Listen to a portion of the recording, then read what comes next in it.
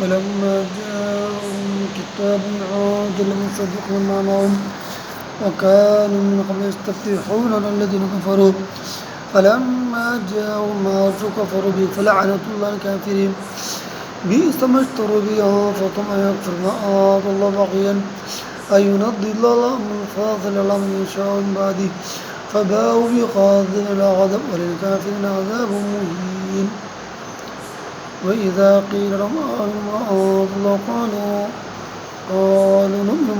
أنزل الله قالوا نؤمن ما أنزل علينا وما يكفرون وراءه ولكم مصدق ما معهم قل فلم تقتلوا أنبياء الله من قبل إن كنتم مؤمنين ولقد جاءكم موسى بالبينات ثم اتخذتم العلمات وأنتم ظالمون وإذا أخذنا ميثاقكم ونفعنا فوقكم الطور خذوا ما آتيناكم بقوة واسمعوا قالوا سمعنا وعصينا وأشربوا في قلوبهم العجل بكفرهم قل بئس ما يأمركم به إيمانكم كنتم مؤمنين قل إن كانت لكم الدار الآخرة عند الله خالصة من دون الناس فتمنوا الموت إن كنتم صادقين ولن يتمنوا أبدا بما قدمت أيديهم والله عليم بالظالمين ولا تجدن أمارة الناس الأحياء ومن الذين أشركوا يود أحدهم لو يعمر ألف سنة وما بلغوا زحدهم العذاب أن يعمر والله بصير بما يعملون قل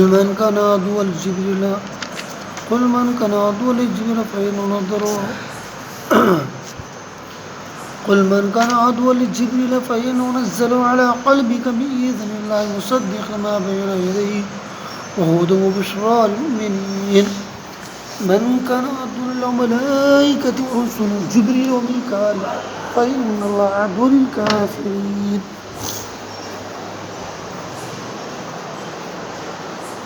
Ali bhai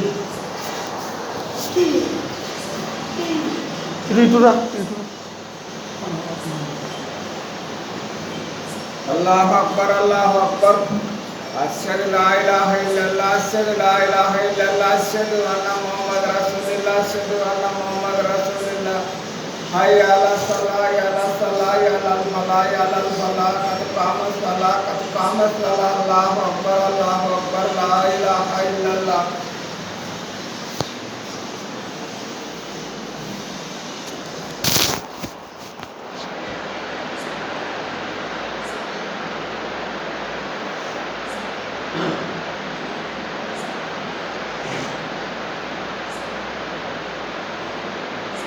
الله أكبر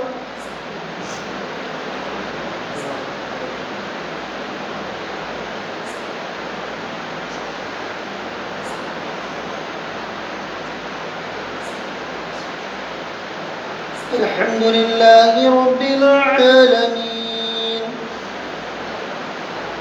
الرحمن الرحيم مالك يوم الدين إياك نعبد وإياك نستعين اهدنا الصراط المستقيم صراط الذين أنعمت عليهم غير المغضوب عليهم ولا الضالين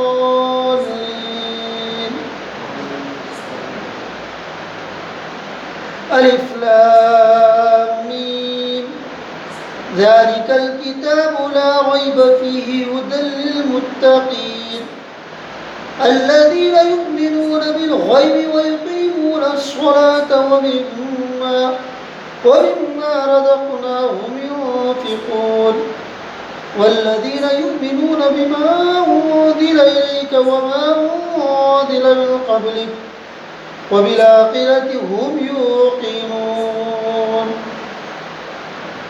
أولئك على هدى من ربهم وأولئك هم المفلحون إن الذين كفروا سواء عليهم أنذرتهم أم لم تنذرهم لا يؤمنون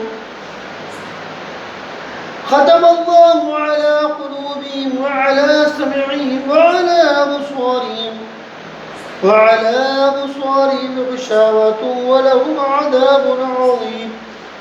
ومن الناس من يقول آمنا بالله وباليوم الآخر وما هم بمؤمنين يخادعون الله والذين آمنوا وما يخدعون إلا أنفسهم وما يشعرون. في قلوبهم مرض فزادهم الله مرضا ولهم عذاب أليم بما كانوا يكذبون. وإذا قيل لهم لا تفسدوا في الأرض قالوا إنما نحن مصلحون ألا إنهم مفسدون ولكن لا يشعرون. وإذا قيل لهم آمنوا كما آمن الناس قالوا ونؤمن كما آمن السفهاء ألا إنهم السفهاء ولكن لا يعلمون. وإذا لقوا الذين آمنوا قالوا آمنا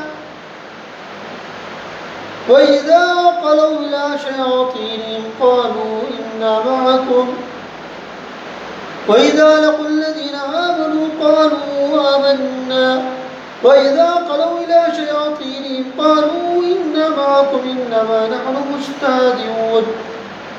الله يستهزئ بهم ويمدهم في طغيانهم يعمهون. أولئك الذين اشتروا الضلالة بالهدى فما ربحت تجارتهم وما كانوا مهتدين. مثلهم كمثل الذي استوقد نارا فلما أضاءت ما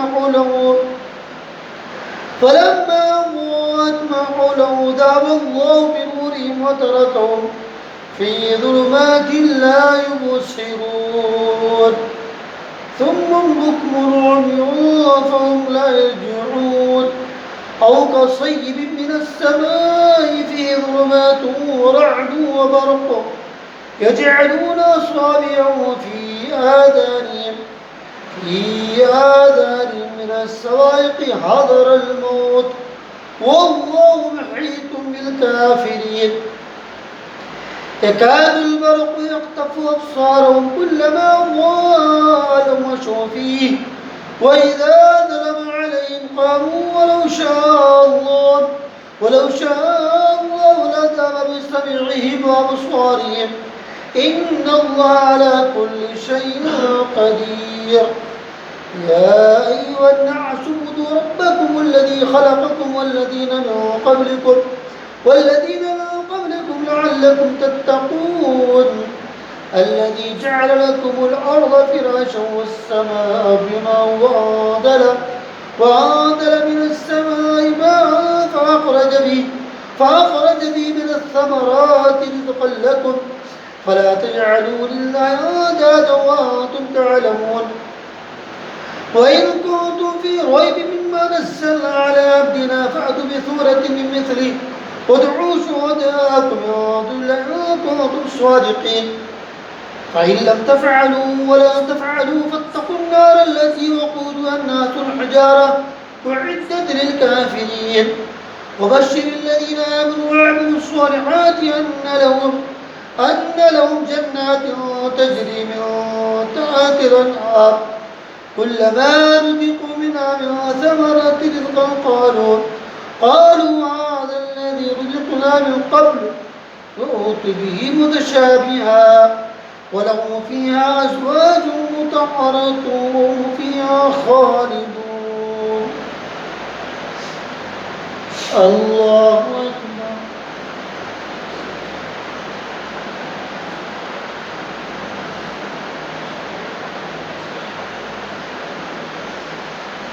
سمع الله لمن حمده. الله أكبر.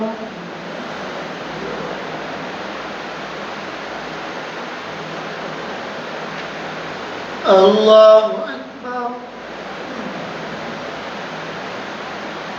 الله أكبر.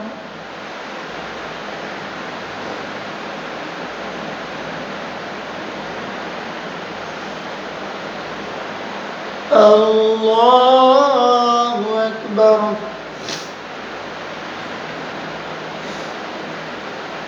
الحمد لله رب العالمين الرحمن الرحيم مالك يوم الدين إياك نعبد وإياك نستعين اهدنا الصراط المستقيم صراط الذين أنعمت عليهم غير المغضوب عليهم ولا الضالين.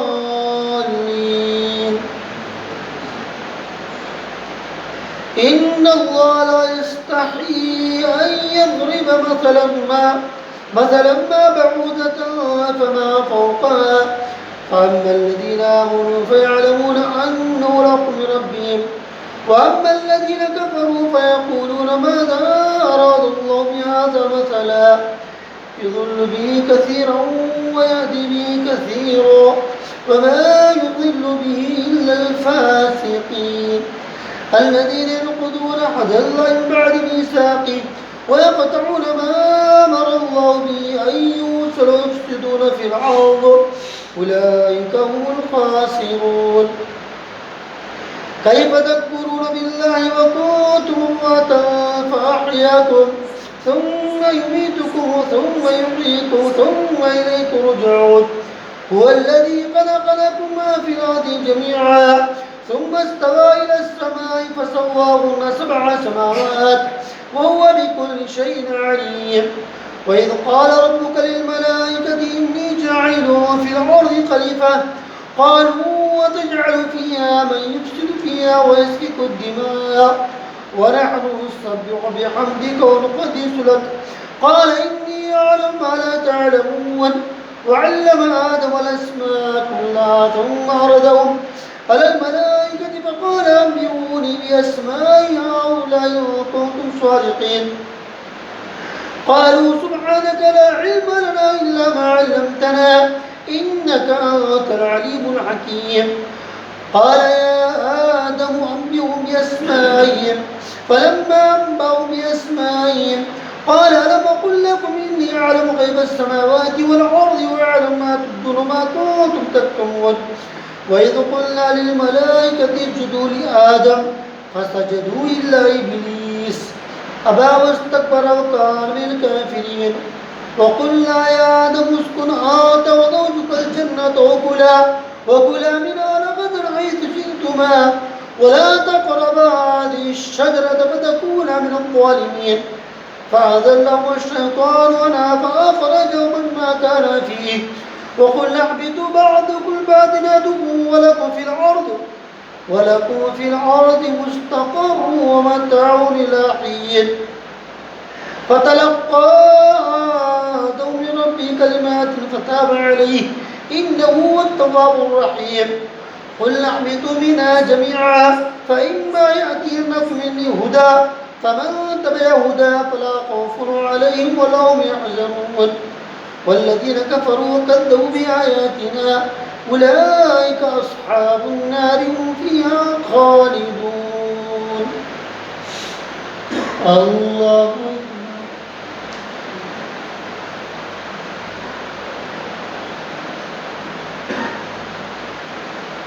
سمع الله لمن حمده. الله أكبر.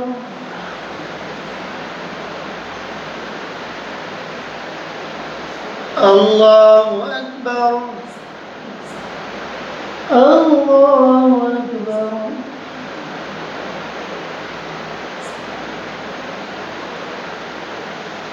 الله أكبر.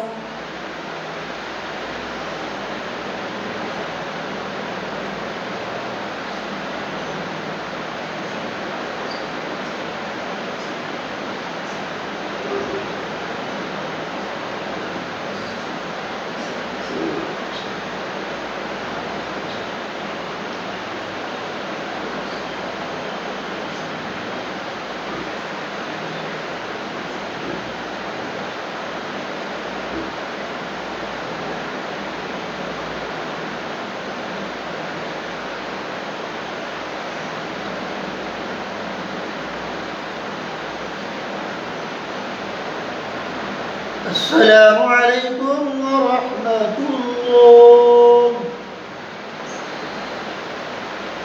अस्सलामु अलैकुम व रहमतुल्लाह।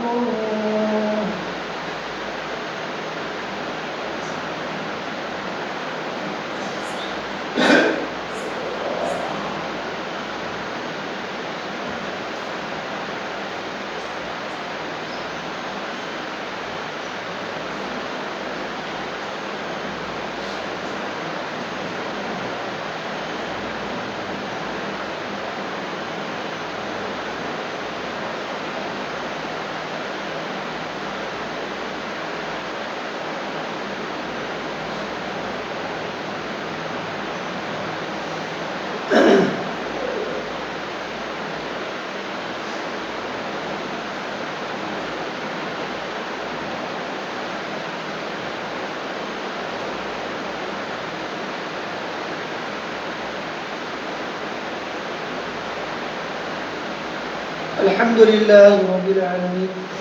اللهم صل على سيدنا محمد وعلى آل محمد كما صليت على إبراهيم وعلى آل إبراهيم في العالمين إنك حميد مجيد.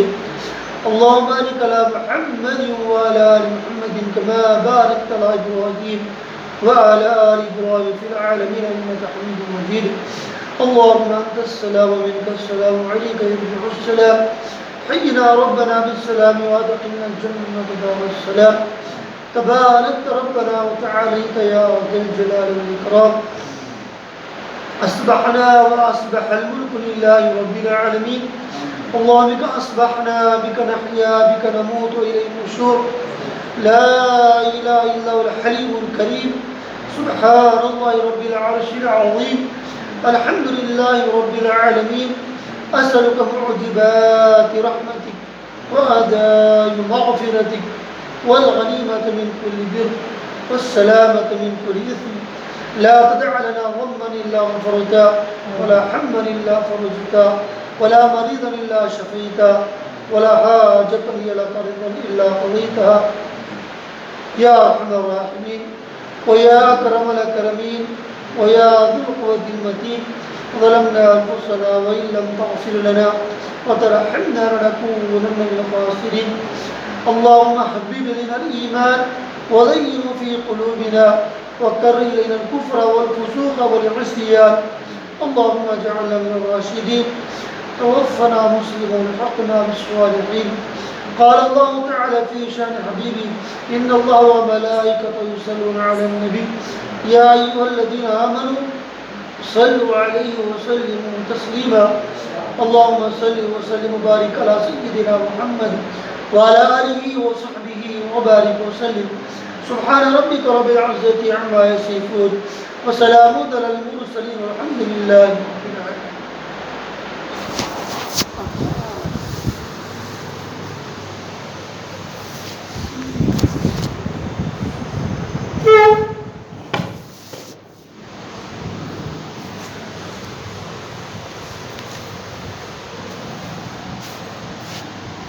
బిస్మిల్లాహిర్రహ్మానిర్రహీం. ఇంతవరకు 3 పాటలు అయిపోయినాయి.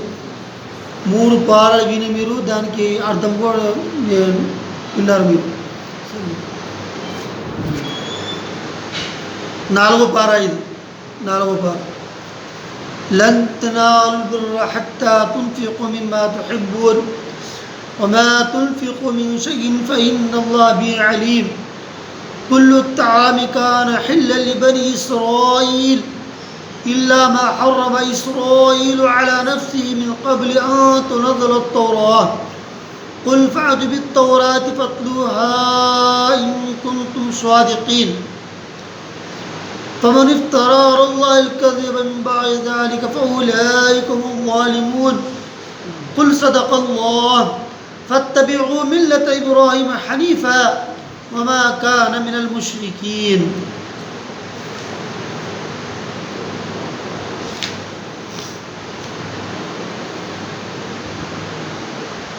और तुम जो खर्च करो उससे अल्लाह बखूबी जानता है.